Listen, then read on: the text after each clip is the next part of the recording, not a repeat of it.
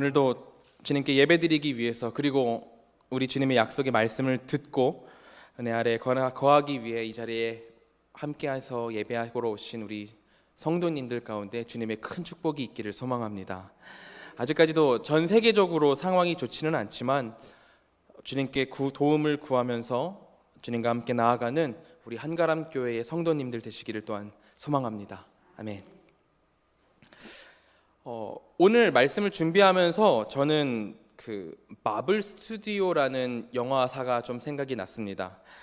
이 마블 스튜디오라는 회사는 히어로 영화, 그러니까 슈퍼맨이나 배트맨과 같은 영웅 만화책을 기반으로 실사 영화를 만드는 회사인데요. 이들이 만들었던 영화 중에서 가장 유명한 것은 지난 2019년 4월에 개봉했던 어벤져스 엔드게임이라는 영화가 있습니다. 이 영화는 무려 1,400만 명이라는 한국 역대 누적 관객 수 5위에 달하는 엄청난 영화입니다. 그러니까 제가 말씀드린 이 마블 스튜디오라는 곳은 요즘 세대에서 가장 인기 있고 재미있는 영화를 만드는 회사라는 거죠. 제가 또 이 마블 스튜디오에 흥미를 갖는 것은 예고편에 대한 부분인데요. 이 회사는 예고편을 한 편만 만들지 않습니다. 보통 영화 예고편이라고 한다면은 딱 하나 나오잖아요. 하나 나와서 그 예고편을 계속해서 틀어주는 그런 식으로 진행을 하는데, 마블 스튜디오의 히어로 영화들은 기본적으로 영화 개봉 1년 전부터 1차 예고편을 시작으로 2차, 3차 TV 광고편, 다른 데 광고편 하면서 예고편만 몇 차례가 계속해서 쏟아집니다. 그냥 이렇게 들으실 때는 관객들을 굉장히 약올리는 이상한 회사가 있구나 하고 느끼실 수도 있지만, 저같이 마블 스튜디오 영화를 기다리는 팬들은 이 예고편을 눈이 빠지게 기다리곤 합니다. 왜냐하면은 이 찔끔찔끔 나오는 예고편 속에 주인공을 도와줄 어떤 다른 히어로가 함께 나오는지, 그리고 주인공을 위협할 적이 어떤 사람이 나오는지, 그리고 그들이 나와서 어떤 능력을 선보일지가 이 예고편 안에 조금씩 순차적으로 더해져서 들어가기 때문이죠. 팬으로서는 예고편을 1, 2, 3, 4차씩 내주는 게 되게 감사한 거죠. 이 마블 스튜디오의 영화들은 기본적으로 이미 1940년대에 나온 만화들을 기반으로 하고 있기 때문에 어떤 히어로가 나오느냐, 그리고 어떤 적이 나오느냐, 그리고 그 사람들이 어떤 능력을 가지고 나오느냐에 따라서 전체적인 스토리를 유추해 볼 수가 있습니다. 그렇기 때문에 이 2차 예고편에 새로운 무언가가 1초 동안 나왔다, 새로운 무언가가 딱 1초 나왔다, 그러면은 그날 인터넷이 난리가 나는 거예요. 예고편에 뭐가 나왔는데 그거는 이런저런 이유 때문이다라면서 많은 영화 평론가, 이 마블 영화 전문가들이 계속해서 해석을 하고 유추를 내보내고 인터넷을 그렇게 뒤덮곤 합니다.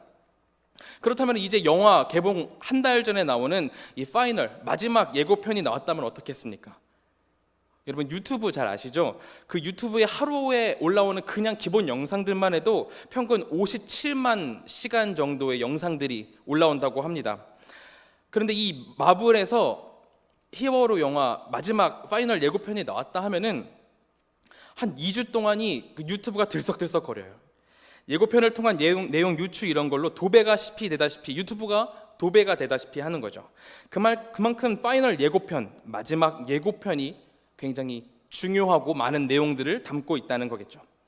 마지막 예고편에 어떤 이가 나와서 어떤 내용으로 극을 진행할지를 가리키는 지표가 많이 들어있다는 얘기입니다.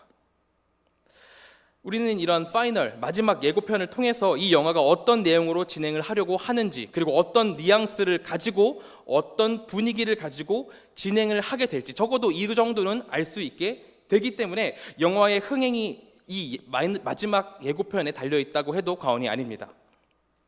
이 파이널 예고편이 가지는 중요성이 정말로 대단하다는 거죠. 오늘 우리가 함께 읽은 출애굽기 11장도 이와 비슷합니다. 출애굽기 7장에서부터 하나님은 10가지 재앙을 애굽 땅에 내리시겠다고 이제 얘기를 하시죠. 강물을 피가 되게 하고 개구리, 티끌, 파리, 가축의 돌림병, 악성, 종기, 우박, 메뚜기, 그리고 흑암해까지에 이르기까지 9가지의 재앙이 애굽에 11장 전까지 애굽에 내려왔어요. 그동안은 하나님께서 따로 어떤 경고의 말씀이 없이 그냥 모세에게 명령하셨습니다. 1차, 2차, 3차 재앙이 이를 때까지는 하나님께서 그냥 모세에게 명령하셨어요. 모세야 가서 이렇게 해라. 그러면은 모세가 가서 그대로 행동했습니다. 그러면은 재앙이 그대로 내려왔어요. 그런데 오늘 11장에서 하나님께서는 그렇게 하지 않으십니다. 예고를 하시는 거예요. 내 백성을 애굽에서 끌어내기 위해서 내가 1차, 2차, 3차 쭉 해서 9차까지의 재앙을 보여줬다. 예고를 보여줬다. 이제 제대로 내가 하이라이트를 보여줄 거야. 이스라엘 백성들은 그날을 준비하고 있고 목이 곧은 애굽 백성들이여 그날의 심판을 기다리고 있어라. 이렇게 말씀을 하시는 거죠. 여기서 우리는 하나님이 이 10가지 재앙을 통해서 무엇을 말씀하시려는 건지, 그리고 누구를 향해서 말씀하시려는 것인지를 제대로 알 수 있습니다. 우리가 출애굽기를 생각할 때 이 책의 제목이 주는 영향 때문에 이 책은 이스라엘 백성들을 애굽에서 탈출시키는 이야기구나, 그것이 이 책의 핵심이구나 이렇게 생각할 수 있는데, 하지만 우리가 창출, 레민신, 창세기, 출애굽기, 레위기, 민수기, 신명기를 이 모세 오경이라는 이 5가지의 책을 읽어오면서 염두에 할 것이 있습니다. 그게 뭐냐면은 이 모세 오경이 내포하는 또 다른 중요한 포인트는 하나님의 자기 소개라는 것입니다. I am who I am. 나는 스스로 있는 자다라고 말씀하시는 하나님 자신에 대한 소개가 이 모세 오경 가운데 중요하게 자리 잡고 있다는 겁니다. 인간이 원래 창조 직후에는 하나님의 형상을 닮아서 하나님과 교제도 하고 하나님께 그대로 말씀도 나누고 예배할 수 있었습니다. 하나님이 어떤 분이신지를 알고 하나님과 대화하고 예배할 수 있었어요. 하지만 에덴 동산의 유일한 법이었던 하나님께서 절대 먹지 말라고 했던 그 선악과를 먹고 난 이후로 그 하나님과의 유일한 약속, 하나님께서 절대 깨지 말라고 하셨던 그 약속을 어긴 이후로 인류에게는 죄가 들어왔습니다. 인류의 대표였던 아담의 죄로 인해서 우리가 가지고 있던 이 하나님의 형상, 하나님을 바로 알 수 있었던 이 하나님의 형상이 산산조각 나버렸습니다.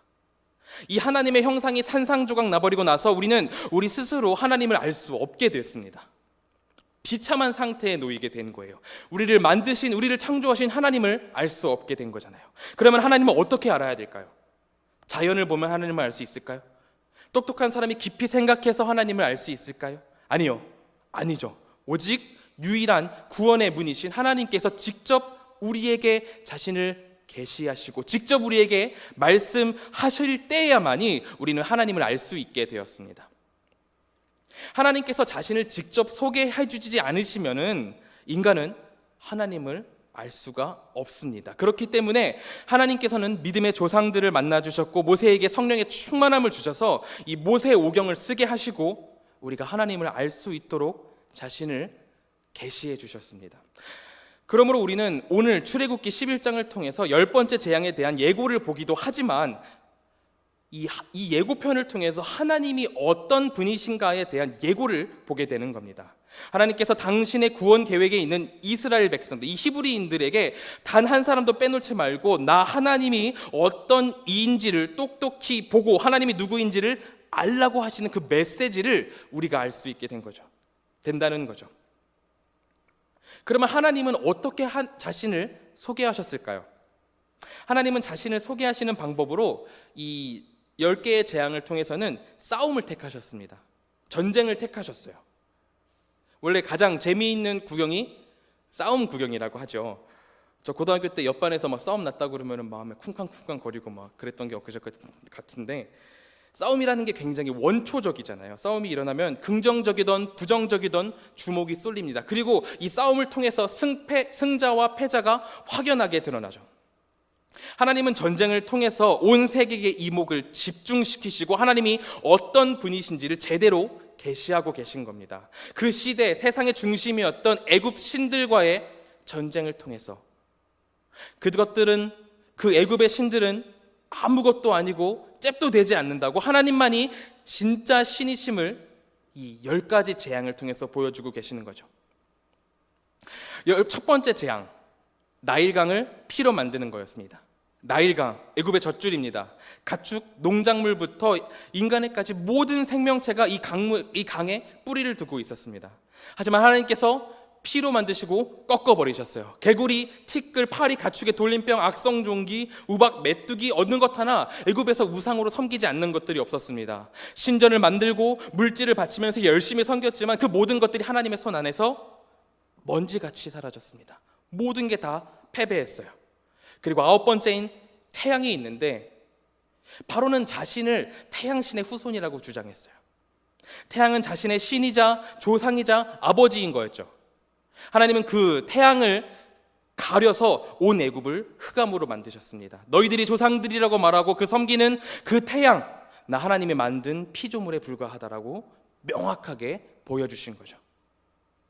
그런데 그럼에도 불구하고 바로는 하나님을 인정하지 않고 완악한 마음으로 히브리인들을 보내주지 않았습니다. 하나님께서 이 10가지 재앙을 보여주시면서 내 백성들을 보내달라고 말씀을 하셨음에도 불구하고 바로는 마음을 완악함을 가지고 백성들을 보내지 않았습니다.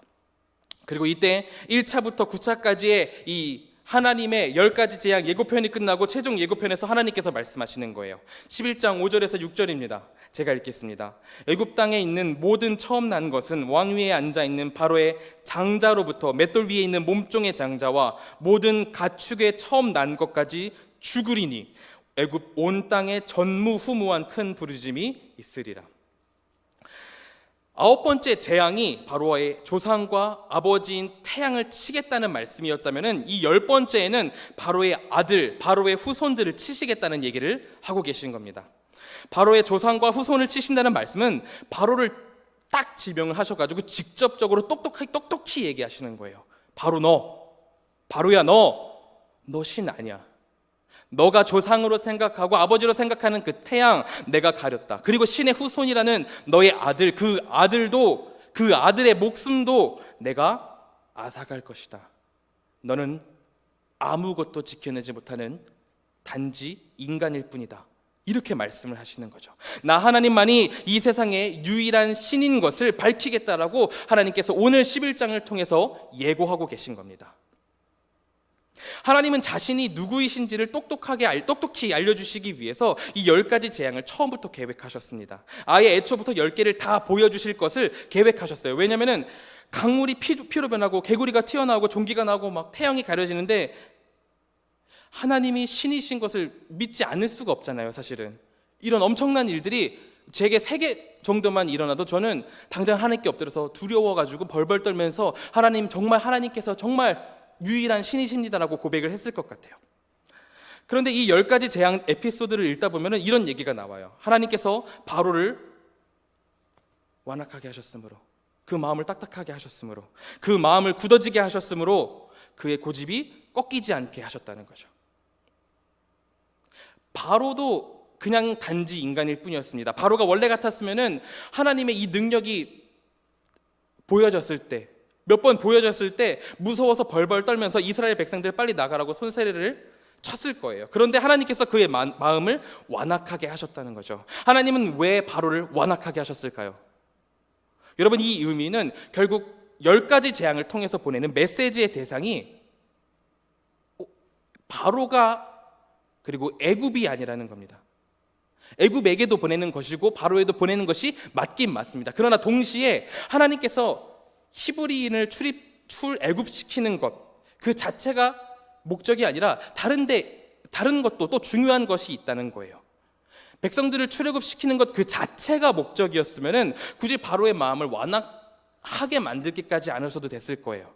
10가지를 다 보여주지 않으셔도 될 거예요. 인간이 감당하기에는 너무나도 버거운 이 재앙들이기 때문에 사실 하나님께서 몇 가지만 보여주셨어도 바로는 벌벌 떨면서 하나님께 기었을 겁니다. 하지만 하나님은 바로의 마음을 완악하게 하셔서 분명하게 10가지의 재앙을 모두 보여주십니다. 그리고 오늘 11장처럼 내가 누군지를 너희들 똑똑히 봐라라고 말씀하시는 거죠. 누구에게요? 바로 히브리인들에게입니다. 그리고 이 성경책을 읽는 우리에게입니다. 하나님께서 이 10가지 재앙을 통해서 정말로 말씀하고 싶었던 또 다른 한 가지 중요한 것은 이스라엘아, 너희의 하나님이 누구인지를 너희들이 똑똑히 알아야 된다라는 겁니다. 내가 모든 것을 다 알고 모든 것을 다 행하며 이 세상을 다스리고 이 세상을 홀로 다스리는 하나님인 것을 내 백성들이 똑똑히 알라고 오늘 말씀하고 계신 겁니다. 하지만 좀 아쉽게도 제가 볼 때 이스라엘 백성들의 반응은 굉장히 미적지근합니다. 하나님 메시지의 대상인 이스라엘 백성들의 피드백이, 그 반응이 뚜렷하지가 않아요. 첫 번째 재앙에서부터 9번째 재앙이 이르기까지 성경은 이스라엘 백성들이 어떻게 반응했는지에 대해서 이야기하지 않습니다. 강이 피로 변하고 파리가 들끓고 악성 종기가 나고 심지어 태양을 가르는데도 불구하고 이스라엘 백성들이 하나님의 놀라운 그 능력을 보고 감탄했다라거나 두려워했다라거나 그런 반응이 전혀 보이지 않습니다.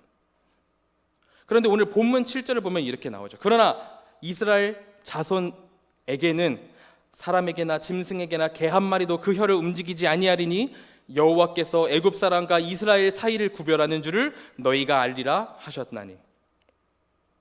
하나님께서 마지막 재앙을 내리시기 전에 내가 애굽 자손의 장자들은 다 치겠지만 이스라엘은 치지 아니할 것이고 사람에게나 짐승에게나 개 한 마리조차 그 혀를 움직이지 않겠다고 이야기하셨습니다. 마치 하나님께서 어린아이를 어스리는 것처럼 느껴져요. 어스르는 것처럼 느껴져요.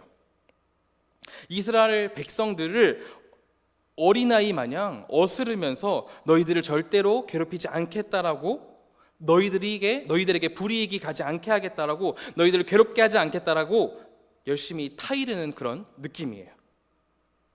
하나님께서 이렇게 어르시는 이유가 뭘까요? 그것은 아마도 그만큼 이스라엘 백성들이 지금 이 10가지 재앙이 왔을 때, 맨 처음 하나님의 존재를 마주했을 때 신앙적으로 제대로 서 있지 못했기 때문일 겁니다. 신앙적으로 굉장히 미성숙해 있기 때문일 겁니다. 아직 이 이스라엘 백성들 가운데 하나님에 대한 신앙이 제대로 서 있지 못했다는 거예요. 그들이 지난 오랜 시간 동안 바라봤던 것은 애굽의 문명과 그 문화, 그 신들이었습니다. 애굽의 문화를 바라보면서 이스라엘 백성들은 그렇게 생각했을 거예요. 저들은 태양신의 후손이 나라를 다스려서 이렇게 유복하고 강대하구나. 애굽 사람들은 세상의 온갖 신들을 섬기기 때문에 이렇게 세구나라고 그렇게 생각했을 거예요. 그렇게 고백은 하지 않았더라도 경험상 그런 이야기들이 계속해서 자기 안에 축적이 됐을 겁니다. 이 이스라엘 백성들의 세계관이 이렇게 무너져 있었을 거예요. 우리 대한민국의 1910년부터 1945년까지 35년간의 그 가슴 아픈 일제치하 35년만으로도 우리 안에 얼마나 많은 왜곡된 문화가 생겼고 갈등이 생겼습니까? 이스라엘 백성들이 애굽 땅에 자리 잡고 수많은 시간이 흘렸어요. 그리고 자신들은 이렇게 노예로 사는데 애굽 사람들은 부강하게 잘 사는 것을 봤습니다. 이스라엘의 세계관이 얼마나 세속적으로 바뀌었겠어요. 그들에게 교육을 통한 하나님이라는 그 이름 자체는 남았을지 몰라도 하나님에 대한 신앙은 남지 않았을 겁니다. 하나님을 직접적으로 만나는, 경험하는 그 놀라운 감격이 이스라엘 백성 안에 남아있지 않았던 거예요. 우리 하나님이 이렇게 크신 분이시구나, 우리 하나님께서는 우리를 지키겠다고 약속하시고 그 약속을 끝까지 이루시는 분이구나 하는 우리 주 아버지에 대한, 우리 주 하나님에 대한 감격이 그들 안에 남아있지 않았을 겁니다. 그런 이스라엘 백성들을 향해서 오늘 하나님께서 말씀하시는 거예요. 이스라엘 백성들이여, 눈을 들어서 나를 봐라. 나의 위엄을 경험하고 나 하나님이 누구인지를 똑똑히 알라. 나를 경험하라. 나로 감격하라고 하나님께서 말씀하시는 겁니다. 우리는 이 10가지 재앙, 그리고 더 나아가 출애굽기, 모세오경을 통해서 하나님을 보게 하시는 그 놀라운 은혜를 깨달아야 합니다. 이 못난 나를 향한, 아무런 자격도 없고 능력도 없고 왜곡된 세계관을 가지고 있고 이 부족한 자를 향해 한 줄기 빛을 내려주셔서 하나님을 알게 하시는 그 놀라운 은혜를 우리가 경험할 수 있어야 한다는 겁니다. 이 모세오경을 읽으면서 저는 어렸을 때 너무나 따분했어요. 따분하고 누가 누굴 낳고 이걸 해야 되고 이걸 하지 말아야 되고 뭐 이런 딱딱한 것으로 받아들이곤 했습니다. 하지만 우리가 그렇게 모세오경을 받아들일 것이 아니라 지극히 높으신 하나님께서 인간의 삶에 깊숙하게 들어오셔서 자신을 소개하고 계시하시는 하나님의 그 은혜를 경험할 수 있어야 한다는 거죠. 이 모세오경을 읽으면서 하나님께서 10가지 재앙을 통해서 단지 맡겨놨던 내 백성을 찾아가시는 일을 하시는 게 아닙니다. 이 10가지 재앙은 고아였던 이들에게 자신을 소개하시고 이제부터 내가 너의 보호자다라고 선포하시는 하나님의 은혜가 담겨 있는 것입니다. 그래서 저는 이번에 이 설교를 준비하면서 이 찬양이 떠올랐습니다. 하나님의 은혜라는 찬양인데요.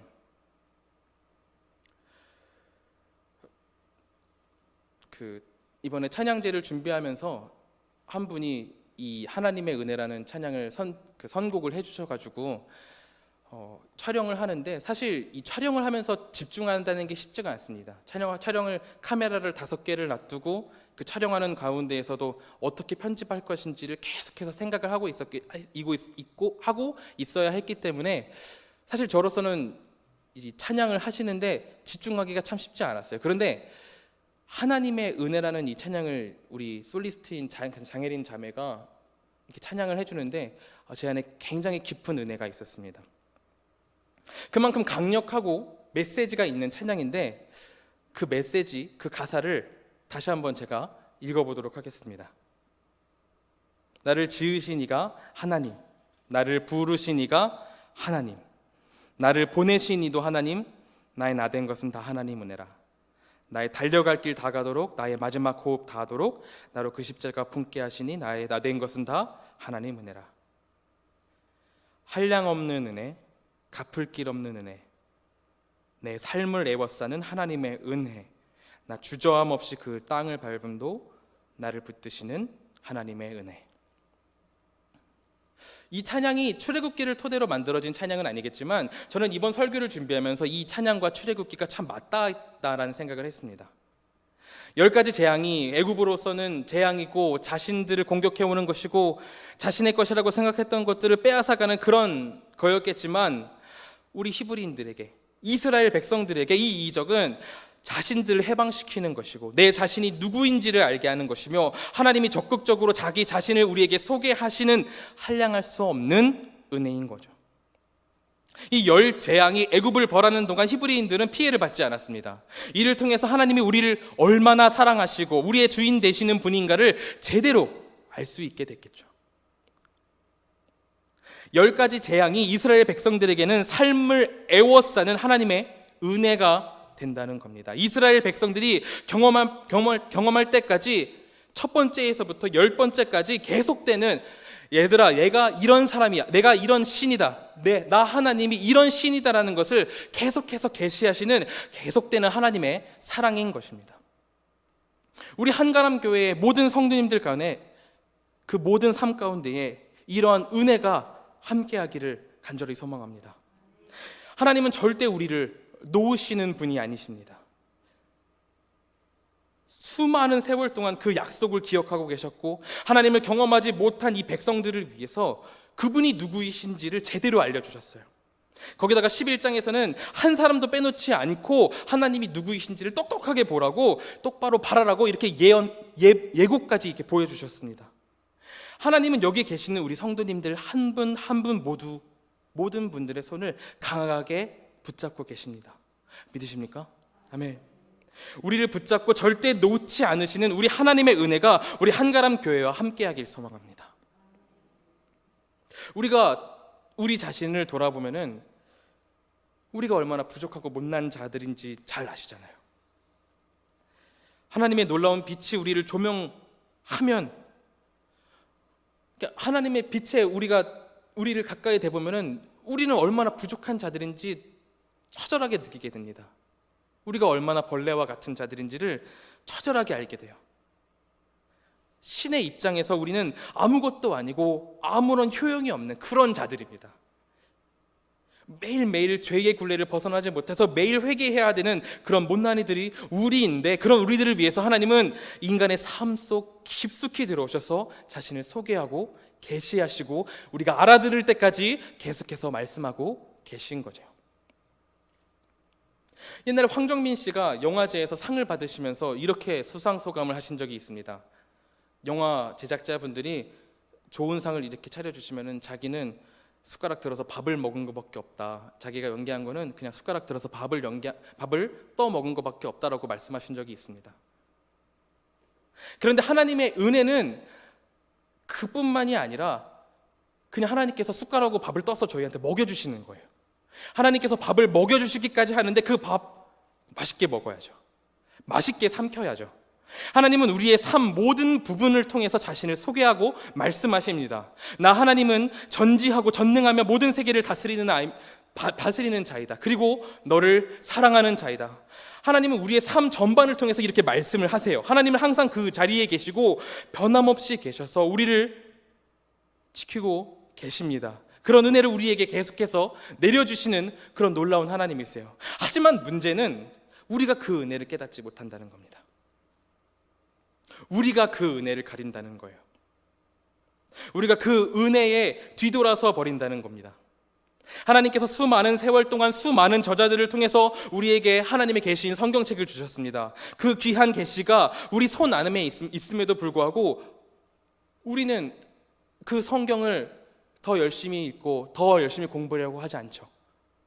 우리 그 자체로는 죄인이기 때문에 하나님께로 나아갈 수가 없고 하나님과 대화할 수 없는데 하나님께서 예수 그리스도를 보내주셔서 예수 그리스도의 이름으로 기도하게 해주셨어요. 그런데 우리는 따로 시간을 내지 않아서 시간을 더 따로 내서 하나님께 기도하고 더 하나님과 가까이 가야 되고 더 하나님께 내 모든 것들을 드리고 기도해야 되는데 그러지 못하죠. 그러지 못하는 것이 우리의 모습입니다. 그러므로 더 말씀을 찾고 더 하나님과의 시간을 가지는 우리 한가람 교회의 성도 여러분들이 되시기를 간절히 소망합니다. 편치 않고 놓지 않으신 하나님의 은혜 아래 거하시는 우리 성도님들 되시기를 진심으로 소망합니다. 하나님은 이토록 우리를 너무나도 사랑하십니다. 계속 붙드심으로 우리의 억울함, 우리의 슬픔 하나도 떨어뜨리시지 않는, 잊어버리시지 않는 분이 우리의 하나님이십니다. 오늘의 본문 11장 2, 3절을 함께 볼까요? 11장 2, 3절을 함께 읽겠습니다. 시작. 백성에게 말하여 사람들에게 각기 이웃들에게 은금 패물을 구하게 하라 하시더니 여호와께서 그 백성으로 애굽 사람의 은혜를 받게 하셨고 또 그 사람 모세는 애굽 땅에 있는 바로의 신하와 백성의 눈에 아주 위대하게 보였더라. 이게 무슨 내용이냐면은 하나님께서 지금 히브리인들 이스라엘 백성들에게 이웃 애굽 사람들에게 은금과 패물을 빌리라고 말씀을 하시는 거예요. 이제 곧 애굽을 떠나게 될 테니까 그 빌린 것들을 가지고 애굽을 떠나라고 말씀을 하시는 겁니다. 그냥 우리가 듣기에는 이게 무슨 강도도 아니고 은금 패물을 왜 가지고 그냥 뺏어서 가지고 떠나나 이렇게 말을 할 수 있지만 이스라엘 백성들이 애굽에서 당하던 그 오랜 시간 당하던 노동들, 노예로 살던 그 모습들을 보면은 이 말을 할 수가 없습니다. 태양볕 아래에서 벽돌을 만들고 채찍질을 당하고 노예였어요. 제대로 임금을 받지 못했을 겁니다. 하나님은 이것을 주목하신 거예요. 이 은금 패물은 당연히 이스라엘 백성들이 노역의 대가로 원래 받았어야 했던 것이라고 하나님께서 애굽인들에게서 이것을 탈취하라고 말씀을 하고 계신 겁니다. 하나님께서는 이스라엘의 백성들의 고된 노역의 대가조차도 이렇게 채워주고 계신 거예요. 그들의 억울함을 해소시켜 주시는 거죠. 이렇게 하나님은 그의 백성을 사랑하시고 그의 사람들의 억울함을 풀어주시고 채워주시는 분입니다. 우리 한가람 성도님들, 하나님의 은혜 아래 충만함을 느끼시길 바랍니다. 억울한 게 있으십니까? 힘드신 게 있으십니까? 그 모든 것들을 풀어주시고 그 모든 것들을 채우시는 우리 주 하나님께 털어놓고 자유함을 얻으시기를 소망합니다. 우리가 이렇게 기도한다고 해서 이 기도의 결과가 우리가 모두 부자가 되고 부유하게 되고 세상의 삶이 형통해지는 그런 세상의 기준은 아닐 겁니다. 하지만 우리를 사랑하시는 하나님께서 우리는 알지 못하는 하나님의 기준으로 놀라운 것으로 우리를 채우실 것입니다. 그렇게 될 것을 굳게 믿습니다. 아멘. 우리 한가람 교회가 우리 하나님의 은혜 아래 충만한 교회 되기를 마지막으로 진심으로 소망합니다.